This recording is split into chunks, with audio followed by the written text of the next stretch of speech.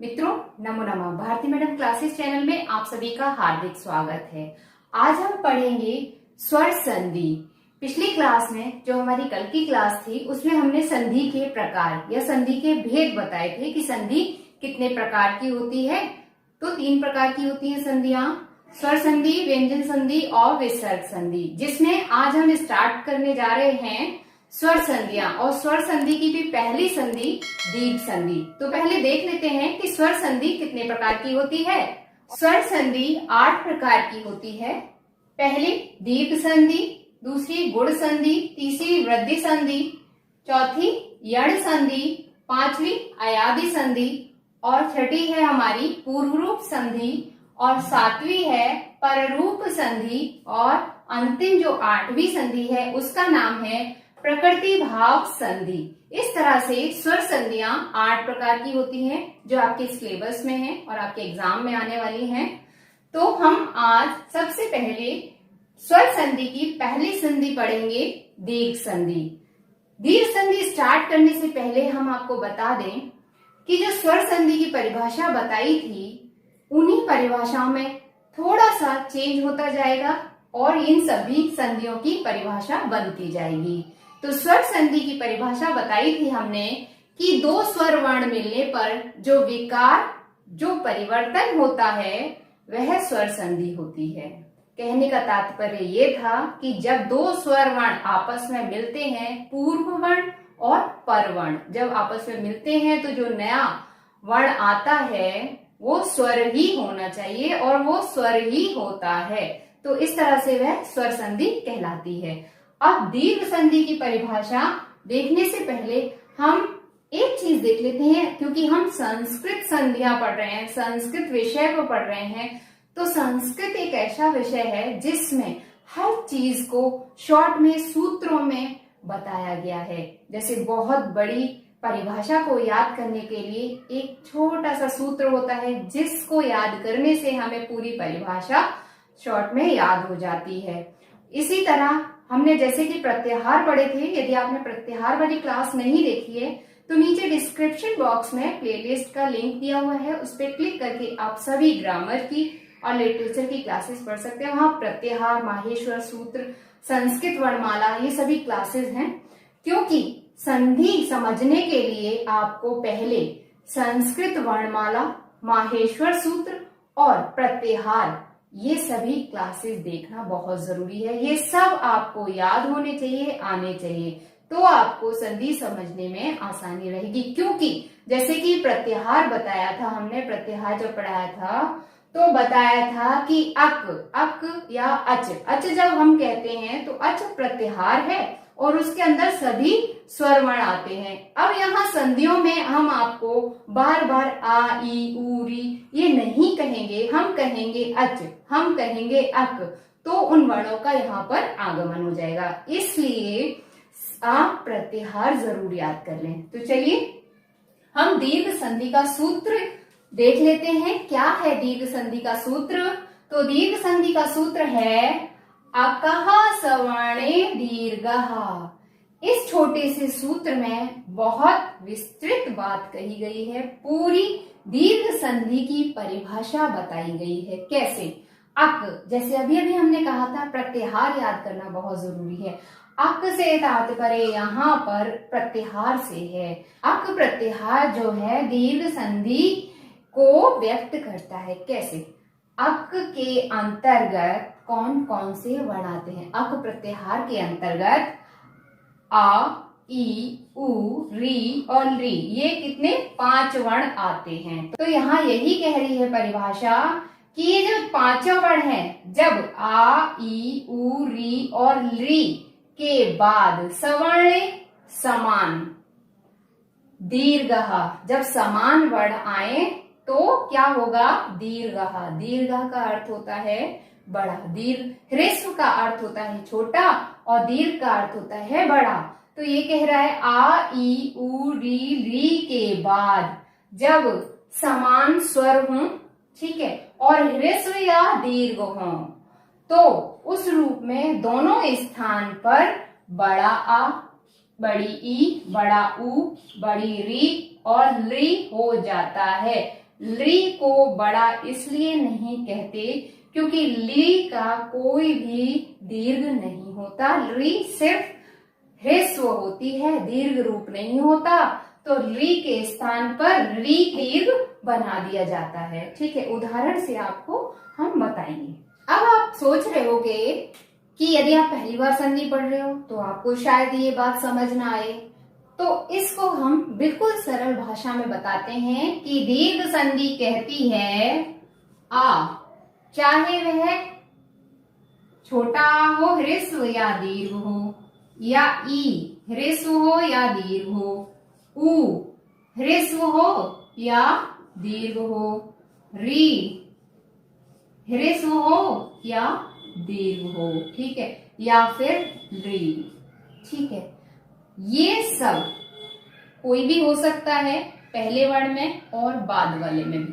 कैसे कि ये सब हो तो सबको क्या आदेश होगा, छोटा या बड़ा आ हो तब भी बड़ा आ बनेगा, छोटी या बड़ी हो तब भी बड़ी ई ही बनेगी, छोटा ऊ बड़ा ऊ आए तब भी बड़ा ऊ ही बनेगा, और छोटी री और बड़ी री होगी तब भी बड़ी री ही बनेगी, और री छोटी ही होती है।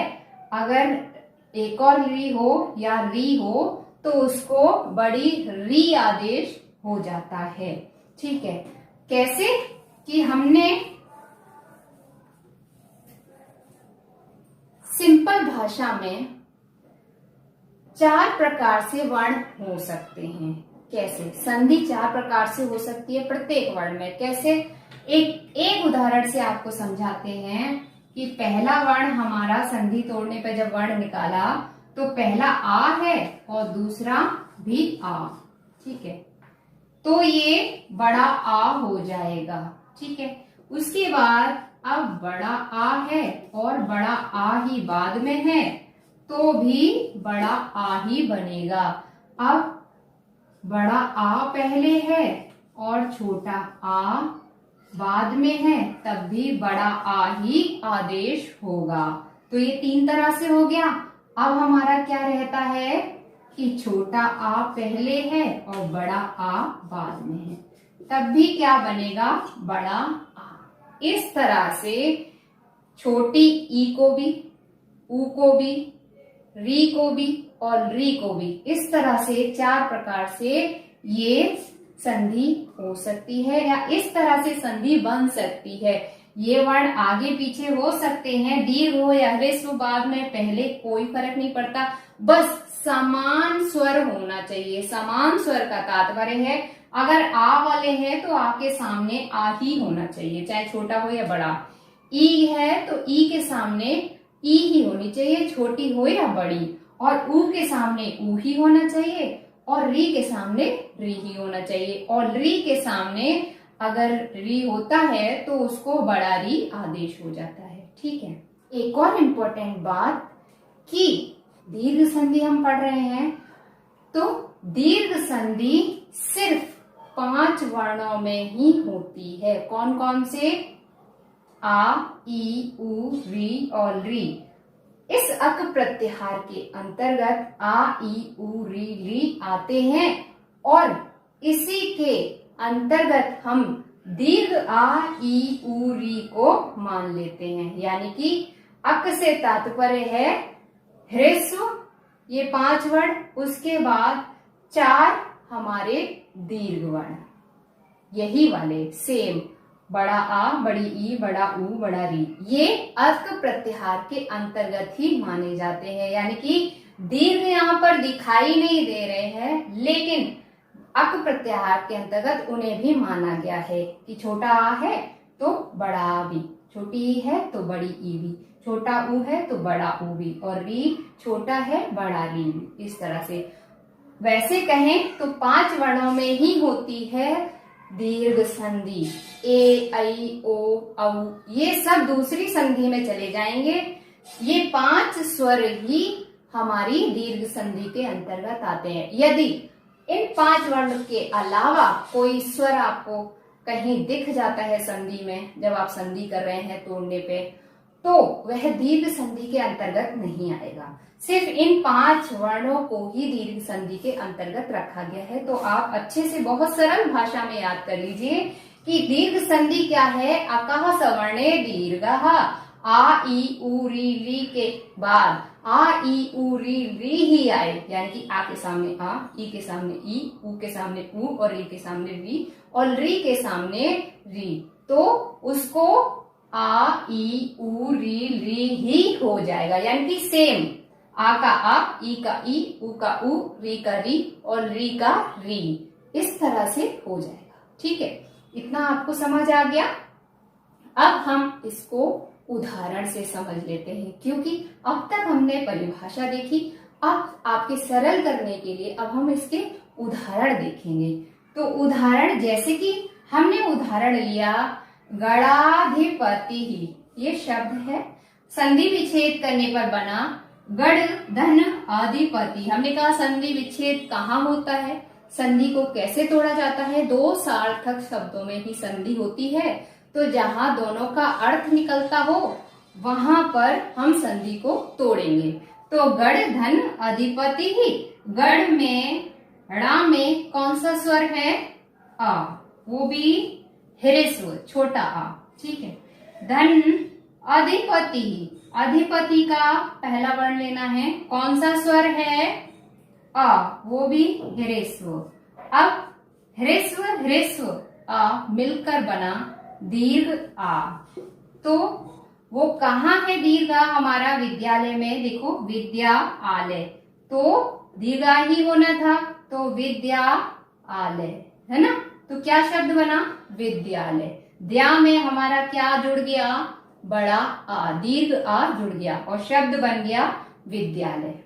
अब उसके बाद ई का उदाहरण देख लेते हैं। ई कवेंद्र शब्द है जो कि कैसे बना है, कवि धन इंद्रः। कवि, कवि में जो वी है वो उसमें कौन सा स्वर है, छोटी ई, और इंद्रः में छोटी ई, इंद्रः में छोटी ई है, बराबर मिलकर बना बड़ी ई। अब देखिए कवि, यहाँ पर कवि बा पे छोटी की मात्रा थी और यहाँ पर भी इंद्र में जो ई है उसमें भी छोटी थी। जब छोटी मात्रा यानी कि ह्रस्व ई और ह्रस्व ई मिलकर बने दीर्घी, तो शब्द बना कविंद्र। यहाँ पर बड़ी ई हो गई। ठीक है, अब बड़ी ई का उदाहरण देख लेते हैं। सतीशाह, सतीशाह शब्द कैसे बना है, सती धन ईशाह, यानी कि सती के जो ती है उसमें बड़ी ई है और ईशाह में क्या है, बड़ी ई ही है। बराबर क्या बना, बड़ी ई, और हमारी बड़ी ई मिलकर कहाँ जुड़ी, सतीश के ती में। ठीक है, तो शब्द बना सतीशाह।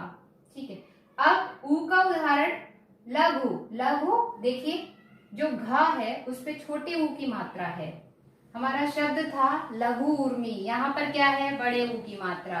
लेकिन कैसे बना, लघु, लघु में छोटा ऊ धन, ऊर्मी जो है, ऊर्मी का जो ऊ है वो कैसा है, दीर्घ है, दीर्घ ऊ। तो लघु ऊ और दीर्घ ऊ मिलकर क्या बनेगा, दीर्घ ऊ। तो जो यहाँ पर छोटे ऊ की मात्रा थी वो यहाँ पर देखो बड़े ऊ की मात्रा हो गई। क्यों, क्योंकि लघु और दीर्घ ऊ मिलकर बना दीर्घ ऊ, तो क्या बन गया, लघुर्मी। इसी तरह बड़े ऊ का उदाहरण देख लेते हैं। वधूत्सवः, वधु जो धा है उस पे बड़े ऊ की मात्रा है, वो कैसे लगी, वधु धा में बड़े ऊ की मात्रा है। ठीक है, उसके बाद उत्सव में छोटा ऊ है, यानी कि ये दीर्घ है ऊ और ये ह्रस्व ऊ है, लेकिन बनेगा क्या, दीर्घ ऊ। दीर्घ ऊ कहाँ पर जाके मिला, वधु धा में बड़ा ऊ चढ़ा हुआ है, तो शब्द बना वधूत्सवः। ठीक है, अब री का उदाहरण देख लेते हैं। मातृऋणम, आप देख रहे हो री ता पे जो है डबल री चढ़ा हुआ है, मातृ, मातृ का जो त्री है वो डबल री है, 2 बार री चढ़ा हुआ है। और ये 2 बार क्यों चढ़ा, क्योंकि मातृ छोटा री है, यानी कि ह्रस्व री, ह्रस्व और ऋणम में ह्रस्व री। तो ह्रस्व ह्रस्व री मिलकर क्या बना? दीर्घ री। देखिए दीर्घ री ऐसे बनता है, तो हमारा शब्द बना मातृ ऋणम। यहाँ पर दीर्घ हो गया है ना। होत्री लिकारः, होत्री लिकारः, यहाँ पे भी देखो हमने कहा था री का कोई दीर्घ नहीं होता, इसलिए री ही दीर्घ हो जाता है। कैसे? होत्री कारः, देखो यहाँ पर ला नहीं है, होत्री, त्री जो है वो बड़ा री ही है। जैसे यहाँ था देखिए वैसे ही यहाँ पर है, क्योंकि इसका दीर्घ नहीं होता। तो होत्री के री में री है ह्रस्व, और ली भी ह्रस्व है, तो बराबर क्या बना? दीर्घ री। तो शब्द बना होत्रिकारः। इस तरह से।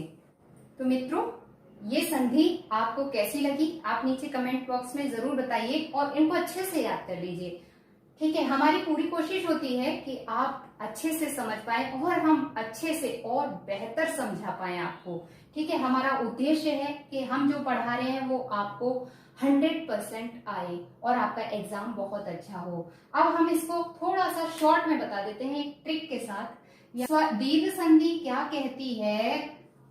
अक प्रत्याहार के बाद अक प्रत्याहार आए तो दीर्घ अक आदेश होगा। आप समझ गए ना कि ये अक है, यानी कि आ ई उ री ली, और ये भी आ ई उ री ली, लेकिन दीर्घ अक आदेश हो जाएगा, यानी कि सबका आ का आ, ई का ई, उ का उ, और री का री, और री का भी री। दीर्घ बड़ा आ, बड़ी ई, बड़ा उ, बड़ा री, ठीक है, और बड़ा ली, एक और बार ली के साथ, तो वह आदेश हो जाएगा। इतना आपको याद रखना है। दीर्घ संधि क्या कहती है? अक के बाद अक, यानी कि अक प्रत्याहार के बाद अक प्रत्याहार आए तो दीर्घ अक हो जाता है। यदि ये क्लास आपको पसंद आई है, हमारे संधि पढ़ाने का तरीका आपको पसंद आया है, ये संधि आपको समझ आई है, तो वीडियो को लाइक करें, शेयर करें, और संस्कृत पढ़ने के लिए भारती मैडम क्लासेस चैनल को सब्सक्राइब करें। साथ ही साथ बेल आइकन बटन दबाकर ऑल पर क्लिक करें, जिससे कि हमारी नई वीडियोस की नोटिफिकेशंस आप तक पहुंच सके। आई बटन पर क्लिक करके भी आप संधि की पिछली क्लास को देख सकते हैं।